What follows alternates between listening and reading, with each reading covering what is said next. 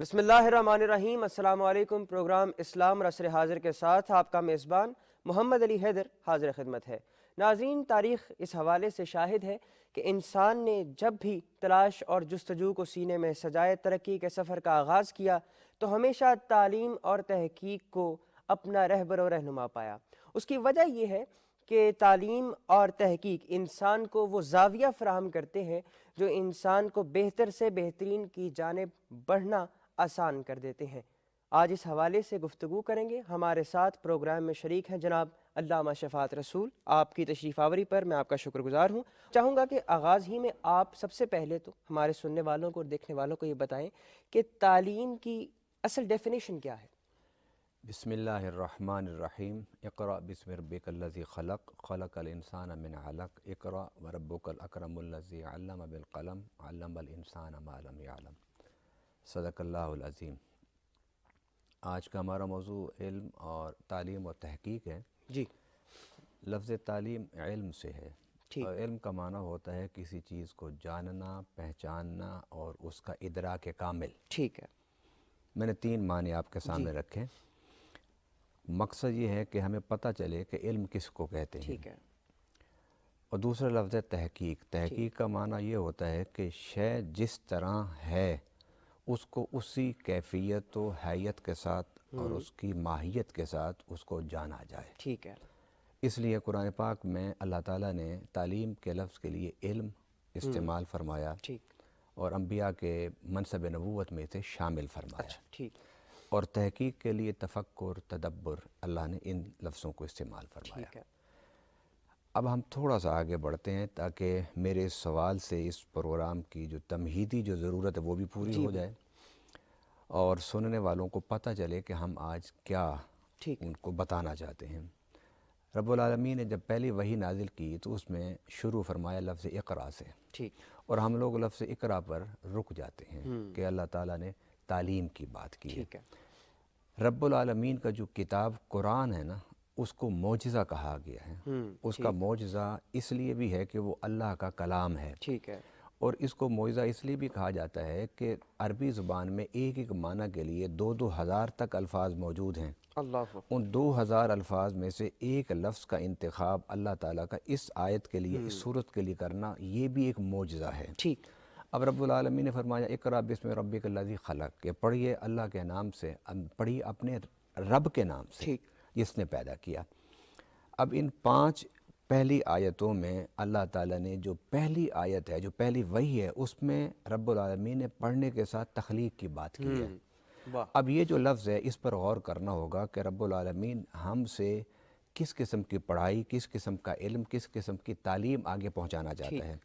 لفظ خلق سے یہ بات واضح ہو گئی کہ رب وہ نظام تعلیم چاہتا ہے جو انسان کے اندر تخلیقی چھپی ہوئی جو صلاحیتیں ہیں ان کو اجاگر کرے۔ ٹھیک، اب ہمارے ہاں بے شمار تعلیمی ادارے ہیں، جامعات ہیں، یونیورسٹیز ہیں، مدارس ہیں، لیکن تخلیقی ذہن نہیں پیدا ہو رہا۔ تو گویا تخلیقی ذہن پیدا نہ ہونا اس بات کی طرف اشارہ ہے کہ ہم اس تعلیم کے نظام کو لے کر نہیں چل رہے جس کا حکم اللہ نے ہمیں اقرا میں فرمایا۔ ٹھیک ہو گیا۔ اب آگے آپ دیکھیے، الذی علم اقرأ بسم ربک الذی خلق خلق الانسان من علق، کہ اللہ نے پھر یہاں لفظ خلق فرمایا کہ اس رب کے نام سے پڑھو جو تیرا رب ہے اور جس نے انسان کو علق سے پیدا کیا۔ اب یہاں پر رب العالمین نے علق کی بات کی ہے، اور یہ جو علق ہے یہ ہے سائنس کا علم ہے، اس کو سائنس آف ایمبرالوجی کہتے ہیں، جس میں اللہ تعالیٰ نے پہلی وحی میں جس کو بیان فرمایا۔ اب اس بات کو سمجھنے کی ضرورت ہے یہاں پر کہ رب العالمین نے تعلیم کے ساتھ تخلیق کو جوڑا، اور تخلیق کے ساتھ رب العالمین نے کس علم کو جوڑا؟ وہ علم سائنس ہے۔ حالانکہ یہاں پر فقہ کی بات بھی ہو سکتی تھی، حدیث کی بات بھی ہو سکتی تھی، تفسیر کی بات بھی ہو سکتی تھی، علم الکلام کی بات بھی ہو سکتی تھی، اصول فقہ کی بات بھی ہو سکتی تھی، اصول حدیث کی بات بھی ہو سکتی تھی، غیر باقی جو علوم ہے تقریباً ہمارے ہاں مدارس میں پڑھائے جاتے ہیں، 15، 16، 17 علوم پڑھائے جاتے ہیں۔ رب العالمین نے اس پہلی وحی میں سائنس کا ذکر کر کے یہ بتا دیا کہ تمہارے اندر تخلیقی صلاحیت وہ چیز پیدا کرے گی جس کا تعلق سائنس کے ساتھ ہوگا، جس کا تعلق سائنس کے ساتھ ہوگا۔ اب اس حقیقت کو کوئی بیان نہیں کرتا، اس حقیقت کو بیان کرنے کی ضرورت ہے کہ ہمیں اس نصاب تعلیم کو ترتیب دینا ہے کہ جو انسان کے اندر تخلیقی صلاحیتوں کو پیدا کرے، اور بالخصوص تخلیقی صلاحیتیں اس وقت انسان میں پیدا ہوتی ہیں کہ جب وہ تحقیق کے راستے پر آتا ہے، اور تحقیق سے پھر آگے قدم بڑھا کے وہ لیبارٹری میں جاتا ہے، اور جو لیبارٹری میں جس علم پر تجربات ہو رہے ہوتے ہیں وہ علم سائنس ہوتا ہے۔ لہٰذا قرآن پاک کی اس تعلیم اور تحقیق کے آج کے موضوع کے اس تعلیم اور تحقیق کے موضوع کو الفاظ کو سامنے رکھ کر ہمیں یہ پیغام دینا ہے کہ ہمیں اس تعلیم کو لانا ہے، اس نصاب تعلیم کو لانا ہے کہ جو پڑھنے والوں کے اندر تخلیقی صلاحیتیں پیدا کرے، اور جو پڑھنے والوں کے اندر ایک سائنسدان بننے کے لیے بنیادیں فراہم کرے۔ یہ بتائیں کہ ہم اپنے ایجوکیشنل انسٹیٹیوشنز میں یہ تخلیق اور تحقیق کو کس طرح سے فروغ دے سکتے ہیں؟ تعلیم کا مقصد یہ ہوتا ہے کہ انسان کے اندر شعور بیدار ہو، انسان کو انفرادی اپنی زندگی اور اجتماعی زندگی، ریاستی زندگی، مملکت کی زندگی، مذہبی زندگی، سماجی معاشرتی زندگی، اس کو گزارنے کا اس کو اسلوب اور اس کو ڈھنگ آنا چاہیے۔ اور اس کے ساتھ ساتھ ہر انسان منتظم بھی ہے۔ مثلا میں اپنے گھر میں اپنے گھر کا منتظم ہوں، میں اپنے خاندان کا منتظم ہوں۔ ہمارے ہاں مطلب پھر اگر آپ ریاستی سطح پر آتے ہیں تو پھر چھوٹے یونٹ ہوتا ہے، بڑا یونٹ ہوتا ہے، مطلب کونسلر سے لے کر وزیر اعلیٰ تک، وزیر اعلیٰ سے لے کر وزیر اعظم تک، ہم میں سے ہر بندہ جو ہے وہ منتظم ہے۔ اور اسی بات کو نبی پاک صلی اللہ علیہ وسلم نے بیان فرمایا تھا، کلکم مسئول عن رعیتہ، کلکم راعٍ وکلکم مسئول عن رعیتہ۔ تم میں سے ہر ایک بندہ جو ہے اس کی ایک رعایا ہے، اور وہ اپنی رعایا کے بارے میں مسئول ہے، جواب دہ ہے۔ اب جب آپ اس سطح تک بات کو ہم لے آئے، اب اگلی سطح یہ ہے کہ جب ہم نے منتظم بننا ہے تو منتظم بننے کے لیے ہمیں بیسک ایجوکیشن کی ضرورت ہے، بیسک تعلیم کی ضرورت ہے۔ اس میں اخلاقیات بھی ہیں، اس میں ایجادات بھی ہیں، اس میں معاشیات بھی ہیں، اس میں سیاسیات بھی ہیں، اس میں اقتصادیات بھی ہیں، اس میں صحت کے ضوابط اور اصول بھی ہیں، یہ ساری چیزیں ہیں۔ تعلیم جو ہوتی ہے اس کا مقصد انسان اپنی لائف کو بہتر طریقے سے گزارنے کے قابل ہو، اور ہر پہلو سے یعنی معاشی طور پر بھی وہ خود کفیل ہو، اور وہ جس حد تک اس کی رعایا ہے اس حد تک اس کی مسئولیت کو بہتر طریقے سے جواب دے سکے۔ جب آپ تعلیم کے نصاب مقاصد تعلیم یہ چیزیں سامنے رکھیں گے کہ یہ مقاصد تعلیم ہے، تو پھر آپ نصاب تعلیم کا تعین کریں گے۔ ہمارے ہاں نصاب تعلیم جو ہے وہ الجھا ہوا ہے جدید اور قدیم کی اصطلاحات میں، کہ ہم کچھ لوگ کہتے ہیں کہ تعلیم ہے ہی وہ کہ جو مدارس میں دی جا رہی ہے، کچھ کہتے ہیں نہیں وہ تو تعلیم اب آؤٹ آف ٹائم ہو گئی ہے، اب ہمیں تعلیم آنی چاہیے، جامعات کی طرف آنی چاہیے۔ اور میں سمجھتا ہوں کہ قرآنی نقطہ نظر سے یہ دونوں جو تعلیم ہیں یہ ایک انسان میں ہونی چاہیے، کیونکہ ہم انسان اگر پہلے ہیں تو ہمیں دنیاوی اور عصری علوم کی ضرورت ہے، تو ہم مسلمان بھی تو ہیں نا۔ جب مسلمان ہیں تو پھر ہمیں دینی، یعنی دینی سے مراد کہ قرآن کا علم، حدیث کا علم، فقہ کا علم، علم الکلام کا علم، عقائد کا علم، یہ بھی ہمیں حاصل ہونا چاہیے۔ ہم بحیثیت ایک مسلمان کے جب کوئی بھی نصاب تعلیم کو ترتیب دیں تو پھر ان ضرورتوں کو سامنے رکھیں۔ پھر اس کے بعد یہ ہے کہ اللہ تعالیٰ نے قرآن پاک میں یہ فرمایا ہے کہ ہم نے ساری چیزیں اے انسان تیرے لیے مسخر کر دی ہیں۔ جب تک آپ تسخیر کائنات کے اصول پر نہیں آتے، میں ایک جملہ آپ کے نظر کرنا چاہتا ہوں آپ کے وساطت سے سامعین کو، کہ تعلیم، اس کے بعد تحقیق، اس کے بعد تسخیر۔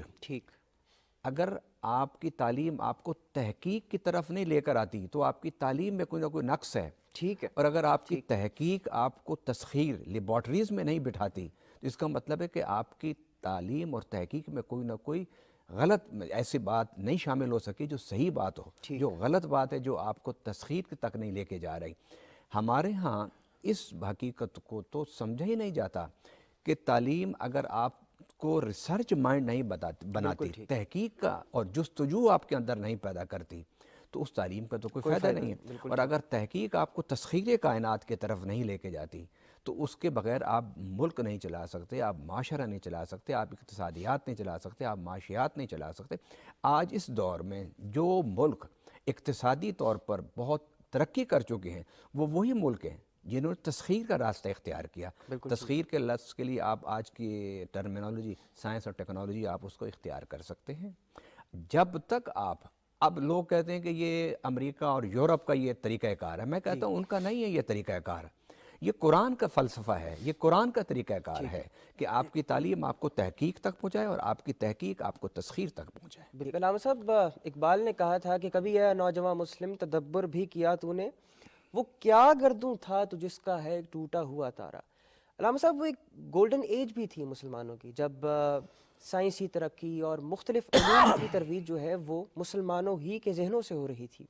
ہم آخر اس دور کو واپس کیسے لا سکتے ہیں؟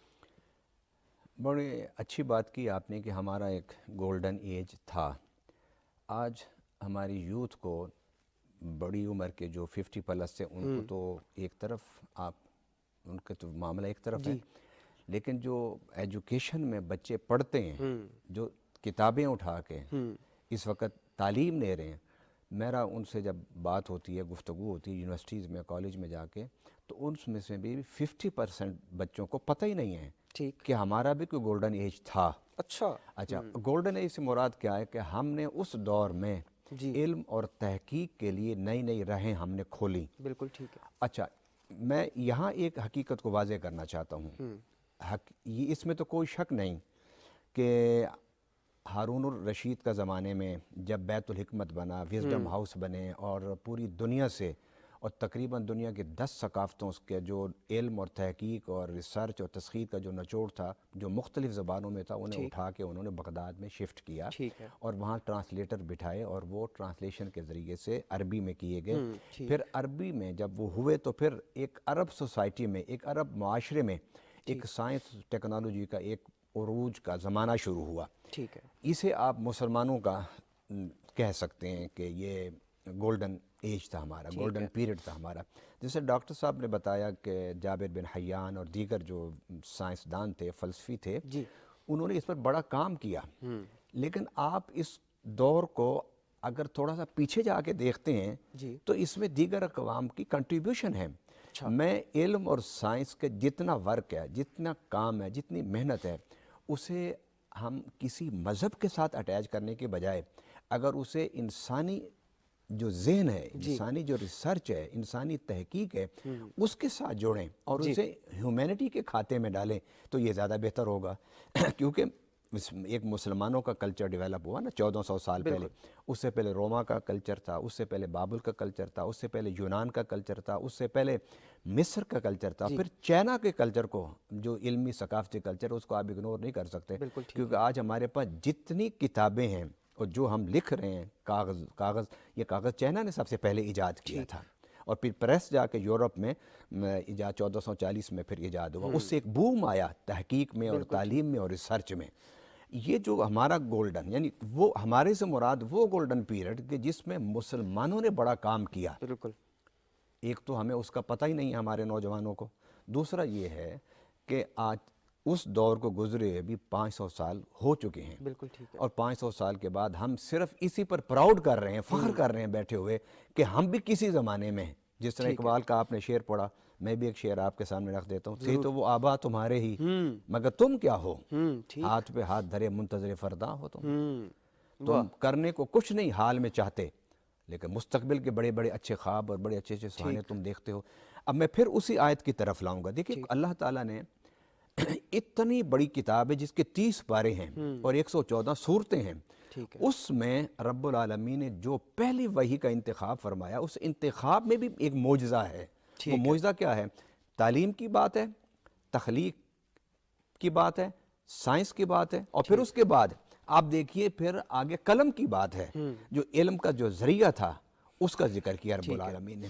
اچھا اس 5 آیتوں میں ایک لفظ اور بھی استعمال ہوا ہے جس کو لفظ رب کہتے ہیں.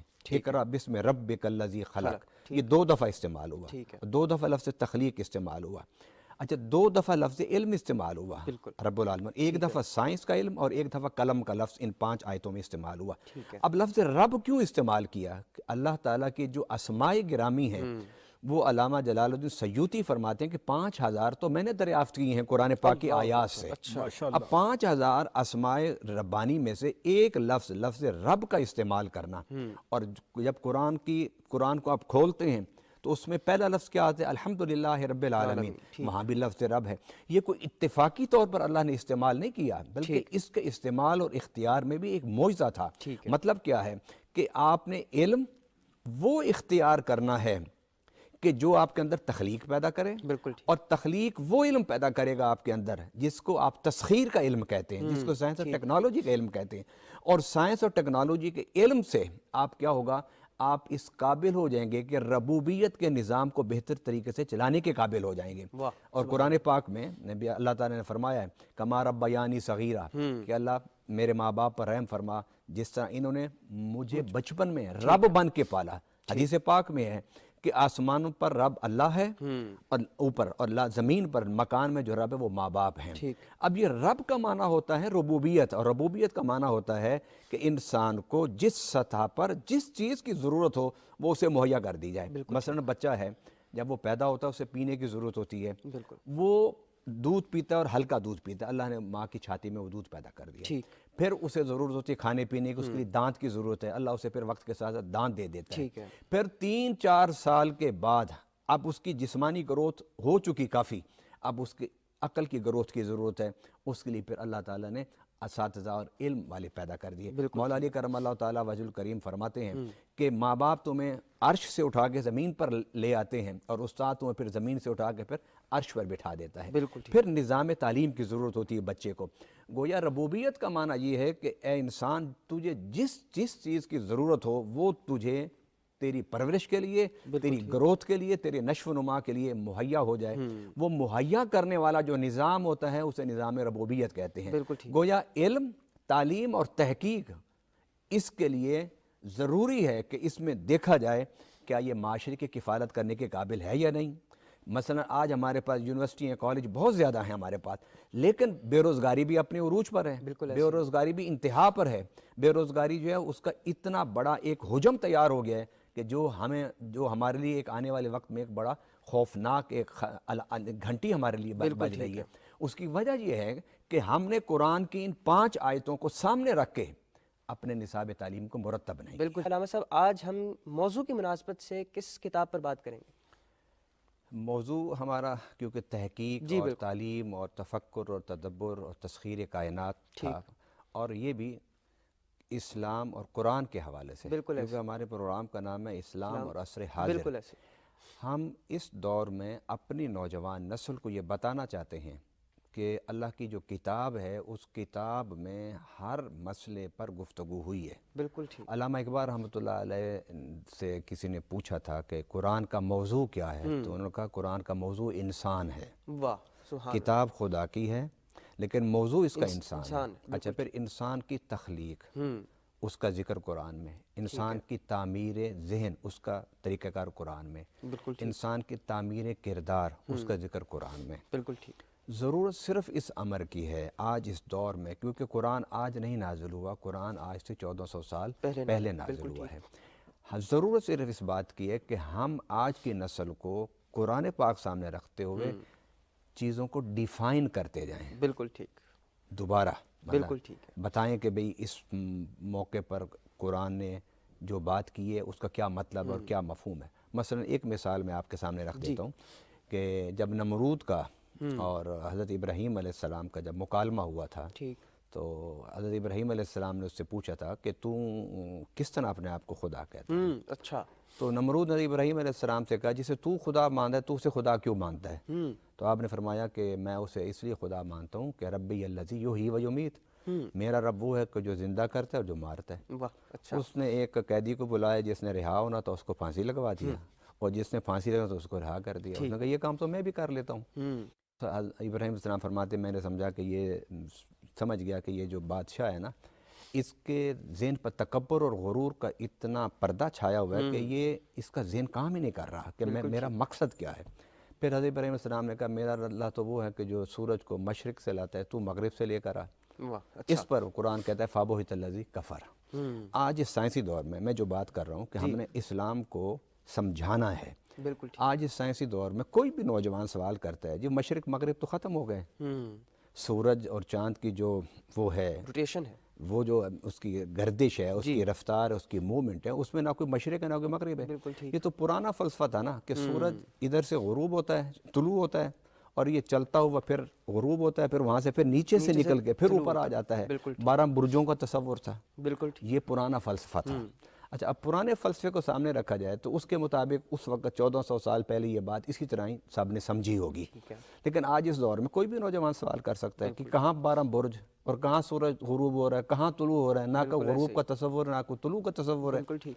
تو اب اس کو ہمیں کرنا پڑے گا کہ ہمیں اسے ری ڈیفائن کرنا. اور ری ڈیفائن ہم کیسے کریں گے؟ ہم کہیں گے کہ مقصد آج کے اس دور میں یہ ہے کہ بتاؤ سورج کو چمکاتا کون ہے، یعنی تمہارے اوپر لا کر دن کون لے کر آتا ہے، اور پھر رات کون لے کر آتا ہے. غروب سے مراد رات کا آنا ہے نا، اور طلوع کا مطلب ہے دن کا آنا. تو دن کا آنا، رات کا آنا، یہ کون کر رہا ہے؟ وہ وہی ہے جو میرا رب ہے. میں نے آج اس وقت، آج کے اس پروگرام میں نے جس کتاب کا انتخاب کیا، اس کتاب کو عام طور پر یہ کہا جاتا ہے کہ وہ دنیا کی سب سے پہلی کتاب ہے. اچھا. اور اس کا نام الجمہوریہ ہے، دا ریپبلک ہے. بالکل. اور اس کو لکھنے والا جو تھا وہ افلاطون. بالکل ٹھیک. اب وہ ایک کتاب کافی بڑی، کافی صفحات پر وہ محیط ہے. ٹھیک ہے. اس میں کافی میں نے جو پڑھا، میں نے جو سوچا، میں نے اپنے اساتذہ سے گفتگو کی، اپنے ساتھیوں سے اس پر مکالمے کی، کرتا رہا اب تک. اس میں کافی اغلاط بھی ہیں. اچھا. جو اللہ کی طرف سے سوچ اور فکر ہوتی ہے اس میں غلطیاں نہیں ہوتی، کیونکہ وہ خدا کی طرف سے ہوتی ہے. اور انسان جو ہے وہ سوچتا صحیح بھی ہے اور غلط بھی سوچ بیٹھتا ہے. بالکل. اس لیے تو ہماری فقہ کی کتابوں میں ہے کہ جو مجتہد ہوتا ہے جب وہ مصیب ہوتا ہے تو 2 اجر پاتا ہے، اور جب وہ مخطی ہوتا ہے، خطا کرتا ہے اپنی فکر میں، تو اس کو 1 اجر ملتا ہے. اچھا جب وہ صحیح فکر پر پہنچتا ہے جد و جہد کر کے، اجتہاد کر کے، اس کو 2 فکر کیوں ملتے ہیں؟ ایک تو اس نے جہد کی، اور دوسرا اس نے صحیح منزل کو پایا. اور جو مخطی ہوتا ہے اس کو 1 اجر کیوں ملتا ہے؟ اس لیے اس کو 1 اجر ملتا ہے کہ اس نے کوشش تو کی ہے نا. یہ الگ بات ہے کہ وہ صحیح نتیجے پر پہنچا یا نہیں پہنچا. لہٰذا یہ جو میں آج افلاطون کی کتاب کی بات کر رہا ہوں، جس کا ہمارے اس موضوع سے مناسبت و تعلق ہے، وہ یہ ہے کہ اس نے بھی یہی بات کی کہ سب سے پہلے انسانیت کے ذہنوں پر بند تالوں کو توڑنا ہوگا. اچھا. یہاں ایک بات میں بڑی اپنے جو میری مطالعہ ہے، تحقیق ہے، جو میں نے پڑھا، جو لکھا، اس کا نچوڑ میں رکھ رہا ہوں. انسان وحی کی روشنی میں چلے، ٹھیک، جس منزل پر وہ پہنچے گا، اور اگر اپنے عقل سلیم کی طاقت سے چلے گا تو تب بھی وہ اسی منزل پر پہنچے گا. واہ. کیونکہ عقل بھی تو اللہ کا دیا ہوا ہے نا. اب اس مقام پر میں حضرت سیدنا امام الائمہ امام ابو حنیفہ رضی اللہ تعالیٰ عنہ کی بات بیان کرنا چاہتا ہوں تاکہ ذرا سمجھ آ جائے موضوع. آپ فرماتے ہیں کہ اگر کوئی شخص پہاڑ میں رہا جہاں کوئی اس کو سمجھانے والا نہ تھا، کوئی اس کو بتانے والا نہیں تھا، قیامت کے دن اس سے شریعت کا سوال نہیں ہوگا. شریعت کا مطلب عبادات کا سوال، کہ آپ نے نماز، روزہ، حج اور زکوٰۃ، ان چیزوں کا سوال نہیں ہوگا. لیکن اس سے بھی ایک سوال ہوگا، وہ یہ ہوگا کہ تو نے اللہ کی توحید پر یقین رکھا تھا یا نہیں رکھا تھا. تو خدا کو مانتا تھا یا نہیں مانتا تھا. اب اس پر سوال ہوا کہ قرآن پاک میں تو یہ ہے کہ جب تک کوئی پیغمبر آ نہ جائے اس وقت تک اللہ پوچھے گا نہیں قیامت کے دن. تو اس بیچارے کے پاس تو کوئی گیا ہی نہیں ہے. کوئی پیغمبر نہیں گیا، کوئی رسول نہیں گیا، کوئی مبلغ نہیں گیا، کوئی داعی نہیں گیا. اس نے وہاں زندگی گزار دی. تو اس سے کیوں پوچھا جائے گا توحید کے بارے میں اور رب کے وجود کے بارے میں؟ تو امام ابو حنیفہ فرماتے ہیں کہ پہاڑ پر جو بیٹھا ہے وہ پہاڑ کے وجود کو دیکھ رہا ہے یا نہیں دیکھ رہا. ٹھیک ہے. اتنا بڑا وجود ہے پہاڑ کا، اس کو نہ سوچ پیدا ہوئی کہ اس کا کوئی بنانے والا ہے. پھر فرمایا کہ کیا وہ جو پہاڑ پر زندگی گزار رہا ہے یا غار میں زندگی گزار رہا ہے، وہ سورج کو طلوع ہوتے ہوئے دیکھے گا یا نہیں دیکھے گا؟ اس کو غروب ہوتے ہوئے دیکھے گا یا نہیں دیکھے گا؟ وہ ستاروں کو نہیں دیکھے گا؟ وہ موسم کے تغیر و تبدل کو نہیں دیکھے گا؟ وہ طرح طرح کے اللہ کی مختلف مخلوقات کو نہیں دیکھے گا؟ کیا یہ ساری چیزیں اس کو عقل میں سوچ نہیں پیدا کرتی کہ ان سب کو کوئی پیدا کرنے والا ہے اور وہ ایک ہی ہے؟ فرمایا وجود باری تعالیٰ کا سوال اس شخص سے بھی ہوگا جس کو کوئی سمجھانے والا بھی نہیں ہوگا. بالکل ٹھیک. اب اسی طریقے سے آپ دنیا کے جو سوچنے والے لوگ تھے ان میں آپ افلاطون کو لے لیں، جو آج سے تقریباً 2500 سال پہلے یا 2400 سال 2500 سال پہلے دنیا میں آیا تھا، اس نے جو بات کی ہے اس نے کہا ہے کہ سب سے مشکل کام یہی ہوتا ہے انسان کے دماغ کو کھولنا، اور پھر جس کا دماغ کھل جاتا ہے اس کے لیے سب سے بڑی مشکل یہ ہوتی ہے کہ وہ دوسروں کو کیسے سمجھائے۔ وہ پھر ایک غار کا واقعہ اس الجمہوریہ میں بیان کرتے ہیں۔ اچھا، وہ کہتے ہیں کہ ایک قیدی قوم تھی، تو ایک شخص نے اپنی بیڑیاں کھول کے کسی طرح باہر نکلنے میں کامیاب ہو گیا۔ ٹھیک ہے، اور جب وہ روشنی میں آیا اس کی آنکھیں چندھیا گئیں، اچھا، آنکھیں کھول نہیں سکتا تھا کہ مسلسل جو اندھیرے میں رہا تھا۔ اسی طریقے سے جب آپ علم کا نور لوگوں تک پہنچائیں گے، ان کا علم کے نور سے ان کے دماغ کی جو آنکھیں ہیں وہ چندھیائیں گی، واہ، وہ نہیں کھلیں گی وہ، اور اس کو کھولنے میں بھی ایک فطرت نے ایک ٹائم رکھا ہے۔ ٹائم رکھا۔ اچھا، جب وہ دیکھے گا، وہ باہر آیا، اس نے دیکھا اتنا بڑا آسمان ہے، اتنی بڑی زمین ہے، سڑکیں ہیں، آبادیاں ہیں، دکان ہیں، کاروبار ہیں، بہت کچھ ہو رہا ہے، ورطہ حیرت میں مبتلا برتا ہو گیا۔ حیرت۔ اب اس نے کوشش کی کہ میں واپس جاؤں۔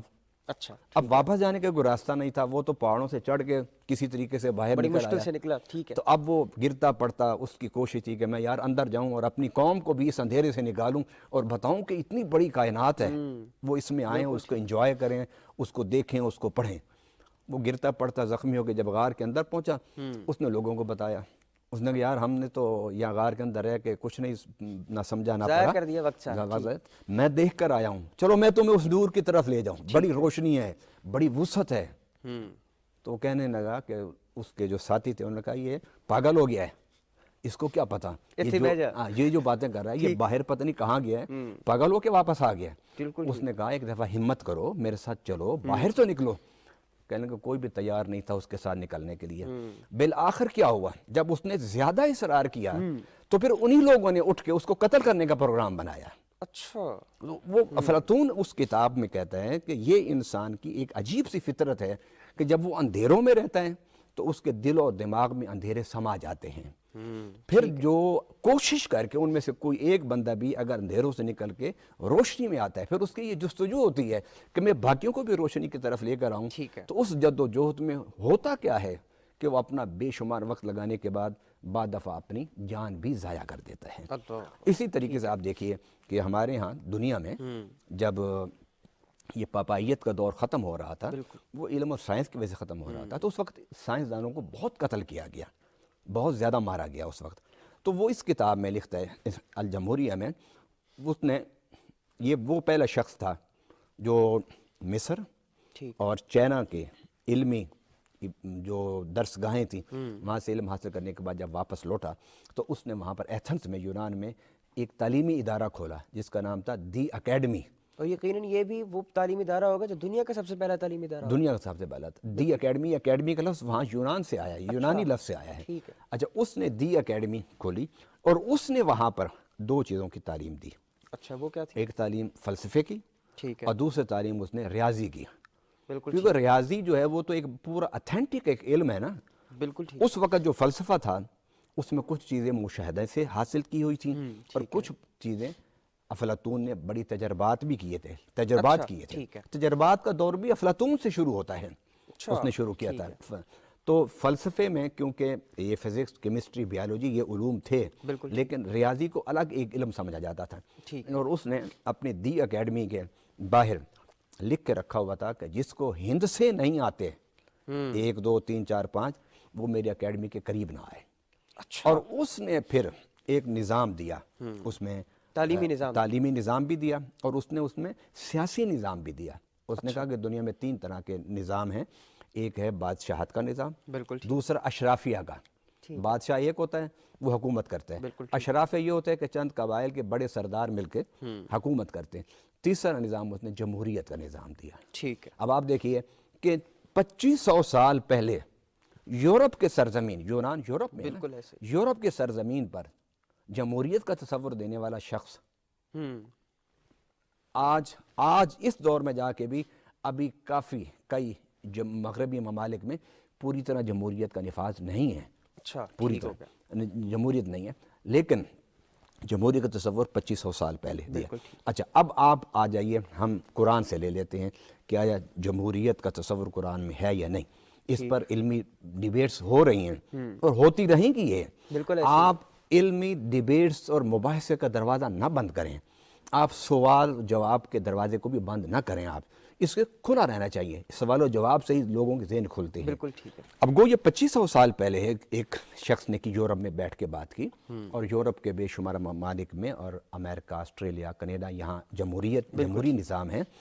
کچھ ایسے بھی خطے آج ہیں یورپ میں جو جمہوریت کو تسلیم کرنے کے لیے تیار نہیں ہیں. اس پر بحث ہوتی رہے گی کہ جمہوریت اسلام میں ہے یا اسلام میں نہیں ہے, یہ بحث چلتی رہنی چاہیے. مگر قرآن پاک میں اگر آپ دیکھتے ہیں تو وَأَمْرُهُمْ شُورَى بَيْنَهُمْ, بالکل اس لفظ کو اگر آپ دیکھیں تو یہ ہمیں جمہور کی رائے کے احترام کا اشارہ دیتا ہے. اور سیدنا ابوبکر صدیق رضی اللہ تعالیٰ عنہ کی جو خلافت تھی وہ کیا تھی کہ پہلے اکابر صحابہ نے, مقتدر صحابہ نے آپ کی بیعت کی تھی, اور اس کے بعد پھر اعلان عام ہوا تھا, اور اعلان عام کے بعد پوری امت جو آ سکتی تھی, جن تک خبر پہنچ سکتی تھی, وہ مسجد نبوی میں آئے اور انہوں نے سیدنا ابوبکر صدیق رضی اللہ تعالیٰ عنہ کی بیعت کی. یہ ایک اس دور میں ایک ابتدائی تصور تھا جمہوریت کا, اس خطے میں کہ جس خطے میں قبائل کے علاوہ کوئی نظام نہیں تھا. ان قبائل کو اکٹھا کر کے ایک تصور ریاست کے ساتھ اکٹھا کر کے جدوجہد کر کے ریاست جو قائم کی گئی, وہ تاریخ انسانیت میں سب سے پہلی ریاست حضور صلی اللہ علیہ وسلم نے قائم کی.